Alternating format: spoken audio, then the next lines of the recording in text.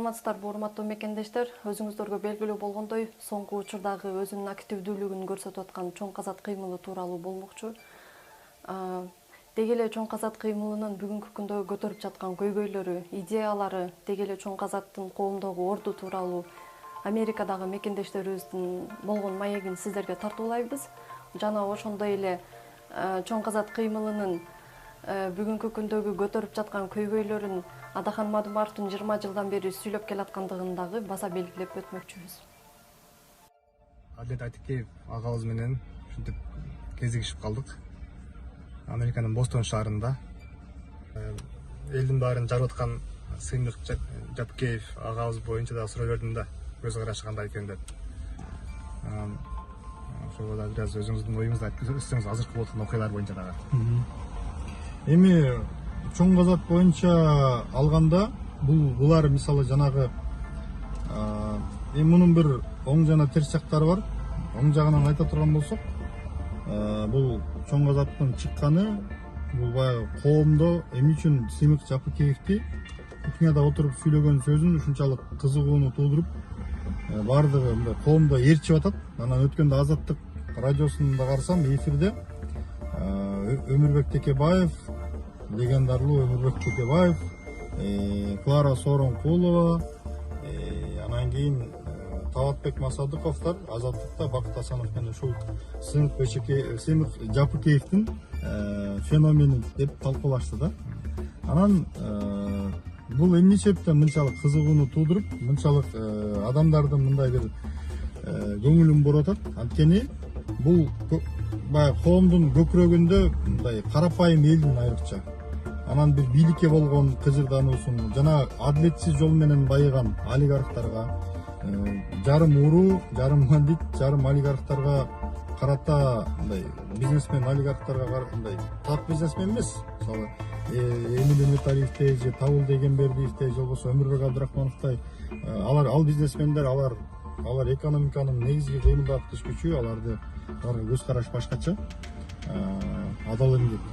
Бирок жанагы уурулук жол менен бийликте жүрүп, анан параллелдүү түрдө мекеме ишканаларды менчиктеп алып, анан ал жерден бизнес кылып, монтип, биягынан кредит алып, мынтип монтип, биринин үстүн жаап, монтип, азыр ошол баягы рызыклардын баарын колдонуп алып, анан иштетип отурган адамдарга карата мындай бир коомчулуктун бир жек көрүүсү бар да, кыжырдануусу. Анан баягы чиновниктер, байлар, ошондой баягы жарым уруу, жарым байлар баардыгы чырмалышып, бири бири менен кудасы өп, тууган урук, ушинтип баягы биринен бири айланып эле жанагы 200-300 үй бүлө улам башкарууда айланып келаткан сыяктуу бир көрүнүштөр коомчулукта мындай бир кыжырдануусун келтирип жүргөн. Анан Сыймык Жапкеев ошол жанагы көкүрөктөгү жанагы кайнап аткан букту монтип жаранычы тырмап койду да. Жараны тырмап койду, ал мына кан атып эле жанантип ириңе атып эле жатып калды. Же болбосо бир араң турган эмеге мындай май чачып койду да. Эми жакшы жагы бул коомдо жанагы элдин ошол жанагы эмесин ойготот, намысын ойготот. Анан бир чакырыкта эми мен оюмча ушул баягы ушул чакырыкты шайлоодо, мына шайлоо келатат. Шайлоодо ойлоңгула, башыңар менен ойлоңгула. Мамлекетибиз бирөө, урууларды көрүп атасыңар, бандиттерди көрүп атасыңар, ошол учурда акылдуу, жөнөкөй карапайым адамдар бар. Аларды көрүп атасыңар. Анан кайсы адамды колдошту мындай жакшылап ойлоңгула деген чакырык элди баягы селтеттирип, мындай бир бетине баягы муздак сууну чачып жибергөндөй, адам кандай сергип калат го, ошол сыяктуу мындай бир ошентип бир бетине муздак суу чачкандай бир эме болсо, бир чакырык болсо, бир коомду бир селтеттире турган нерсе болсо, бул жакшы. Анан дагы бир терс жагы бар мунун. Жанагы коомдогу жараны козгогондон кийин бул жанагы жарандык тирешүүлөргө да алып келиши мүмкүн. Мисалы, жанагындай ошол Жумалиевге окшогон байлар, чиновниктер, алар баягы акырын тымызын аларга каршы, элдерге каршы, ошондой бир топторго каршы күрөштөрдү баштап, ортодон анан тирешүү баягы эми кызыл кекиртек келе жерге секиртет деп кыргыздар айтат го. Байлык деген аябай мындай таттуу болот да. Урдалган мүлк болсо да таттуу болот. Анан ошол мүлктөрүн коргош үчүн алар жанагындай бир эң акыркы чараларга барып, анан мунун этеги барып туруп жанагындай бир социалисттик кыймылдардын күчөшүнө, анан социалисттик бир революциялардын жанданышына алып келет. Тарыхта мындай учурлар көп. Мисалы Октябрь революциясы дагы ошондой жол менен барып туруп, жанагы кедейлердин байлар болгон гыжырдаасын көнүтүп, анан кедейлер көбөйүп кеткендиктен орто класс жок, жанаң байлар, анан кийин жарды жалчы кедейлер баягы күнүмдүк курсагын тойгузуп, бизде бар адабиятта бар го, тиги байлардын коюн кайтарып, курсагын тойгузуп, айран ичип, анан анча мынча бир эт жегенде сүйүнүп, ошентип баягы күнүмдүк тиричилик үчүн кой кайтарып, жарды жалчы болуп жашаган көпчүлүк карапайым калып жөнүндө, томаяктар жөнүндө мындай көп окуп калганбыз мисалы. Анан ошол баягы кедейлер ушундай кыжырдануусун баягы Ленинге окшогон жанагындай кандай десем авантюристтер мындай козгоп койгондагы ошону алып туруп, анан кийин бир коомду целый бир эмени төңкөрүшкө алып барды. Коомдук бир төңкөрүшкө алып барды. Анан ушунчалык бир камдуу укмуш окуялар, өзгөрүүлөр, жакшы жакка да жаман жакка дагы өзгөрүүлөр. Жакшы жагы кандай? Туташ адамдардын баягы билимге умтулуусу, адамдарды мажбурлап болсо да билим берүү. Бирок ошол учурда жанагындай бир дээринде жок, же болбосо бир башкаруучулук ишиги жок, адамдардын баарын бийликке келиши, биздин акылдуу адамдардын баары жок болуп кетиши, ушул жактуу көрүнүштөр болгон. Ушул нерселер биздин тарых баягы кайталанат да, тарых фарс түрүндө кайталанат, өтө оор түрүндө кайталанат. Анан ошондой жанагындай бир жарандык кагылышууларга алып келбесе деген чочулоо бар мендечи. Ушул жагын этиятташ керек. Бирок эгерде азыр эми бизде мыйзам бар да, жанагы эме деген кылмыш, кыргызчасын кандай аталат билбейм, срок давности, кылмыштын баягы эскилиги боюнча бир эскирүү мөөнөтү деген эреже бар. 10 жылдан эски.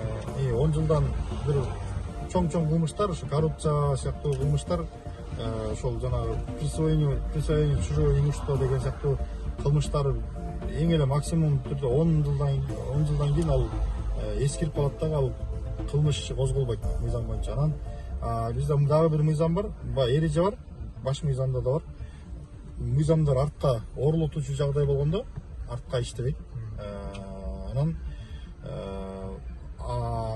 бизде баягы 2014 болсо керек эле, жана эскирүү мөөнөтү боюнча мыйзамды алып ташташкан, бирок Жумалиевтерге баягы ал менчиктештирүүлөрдүн баары 90-жылдардан 2000-жылдарга чейин болгондуктан ал тиги өткөн мыйзамдар иштейт ал жактачы. Анан жаңы мыйзам аларга иштебей калат. Мисалы Жумалиев эң акыркы мүлкүн 2005 жылы менчиктештирген күндө деле андан бери 10 жыл өттү да, мисалычы 15 жыл өттү. Анан ушундай нюанстар бар, мыйзам жагынан мындай ыңгайсыздыктар бар. Анан бирок бир нерсе бар, жанагы мыйзамсыз байоо же декларациясын жашырган ошондой жактар менен балким кылмыш иштерин козгоп, жанагындай бир аракеттер болушу мүмкүн. Бирок негизги максат, бул негизги максат. Эми ал балким бирин экин жана Нариман Тилеевдин бир эки объектилерин кайтарышпады. Ушундай кайтаруулар эмелер болушу мүмкүн. Бирок ал деле өтө деле мындай жакшы, этеги жакшы менен бүтпөйт. Анткени жеке менчиктени мамлекеттештиргенде ар ким бар келип тууган тушкандарын киргизип, анан ишканаларды банкроттоштурат. Анан кийин ошондой көрүнүшкө алып келет этеги. Бирок муну жакшы жакка пайдаланыш керек. Эң жакшысы мындай коомдун аң сезимин көрсөтүп, кайсыл ошондой тиги тескери иш жасаган, ошондой мамлекеттин тамырына балта чапкан адамдар кайсы партияларга барса, ошол партияларды тандабагыла, булардан алыс болгула деген чакырыкты жасап, ошол шайлоодо мындай түзүүчүлүккө, жаратмандыкка, жарандык активдүүлүктүн жогорулашына багыттасак, ошондой болмок. Анда бир экинчи суроо да. Мисалы үчүн да, мен лично өзүм 10 жылдан бери бүтүн Кыргызстанды шайлап келем да. Атакан Кимсанбаевичти, ушул именно ушул азыр Сыймырк Жапикеев айтып аткан нелерин каршылап келем. И шайлоодо акчасында жогуна карабай 50 миң деген, 100 миң деген добуш алышып, экинчи, үчүнчү келет да. Атакан Кимсанбаевич. Ага эч ким таалбайт. Бир тыйын өзүнүн эмесин куратпай туруп. Кандай ойлойсуз, Сыймырк Жапикеев баштаган чоң казак өзүнүн кыймылы дагы ушундай ийгиликтерге кетет го, эмне го барбы, шанстары барбы ушул шайлоодо? Эми бул мындай да, мисалы биздин ошол жана активдүү адамдардын аракетине жараша болот. Алар кандай максатта чыкты, чындап эле таза максатта чыгып атабы? Негизи эл колдоп атат, коомчулук реакциясы аябай жакшы болуп атат, бирок алар кандай максатта чыкты? Максаты алардын жетип турган койгон максаттарына маарасы кайсы жерде? Ошону кыялдагы маарасы. Анан аракети канчалык? Ошондон андан тышкары элдин, коомдун баягы реакциясы, ошого жараша реакциясы, ошонун баардыгы ошол нерсе бул аныктоочу фактор болуп калат да. Ана эми Адахан Кимсанбаев боюнча айта турган болсок, Адахан Кимсанбаевди мына 90-жылдары сенин деле эсиңде болсо керек, 2000-жылдары мисалы депутат дегенде Өмүрбек Текебаев анан Адахан Мадымаров эске келчү да дайымачы. Депутат дегенде ошол экөө көз алдыбызга тартылчу. Анткени катар-катарынан шайланган улам бир округдан акчасы жок, бир тиын акчасы жок ошонтип округдардан шайлап өздөрүнүн балким кээ бирлер ораторлугу мененби, кээ бирлер билими мененби, кээ бирлер убадасы мененби шайланып келишчү. Ошолордун арасында ошол мындай кашкайып ошол экөө Текебаев анан Мадымаров көп көрүнүчү да. Анан Адахан Мадымаровдун көп позициясын, ошол жанагындай ачык позициясын, курч позициясын колдойм. Албетте кээде популисттик эмелерге да ыктап калган жайлар бар. Эми ачыгын айтыш керек. Бирок негизинен ал кишинин жакшы ниети бар. Кыргызстан оңолсо, өзгөрсө, бир баягы ушундай бир жаман нерселердин баарын токтотуп, мындай бир коомду бир иреттештирип, бир жакшы жолго алып келсек деген. Анан чочулаганым, ал киши өтө жанагындай бир курч сталиндик диктатураны жактайт.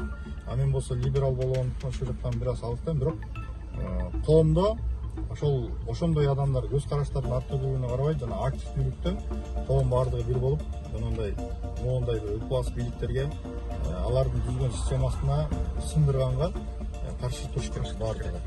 Ар түрдүү көз караштагы аксак токсогуду баардыгы коом жапырт талап кылыш керек ошо ачыктуулукту. Эми ал киши деле мисалы Адахан Мадымаров деле демократия болсун дейт мисалычы. Эми бул баягы техникалык маселе. Эң негизгиси баягы эл өзү көзөмөлдөгөн өкүлдөр аркылуу, өзүнүн адамдар аркылуу көзөмөлдөгөн бир жакшы система түзүлсө, ал система кандай система болсун, ал өлкөнүн байгерчилигине, элдин келечегине иштесе деген эле жакшы максат. Урматтуу мекендештер, ушундай элге пайдалуу болгон видеолорду бөлүшүп, элдерге жеткирүү максатында биздин каналга катталып, лайк басып, комментарий калтырганды унутпаңыздар.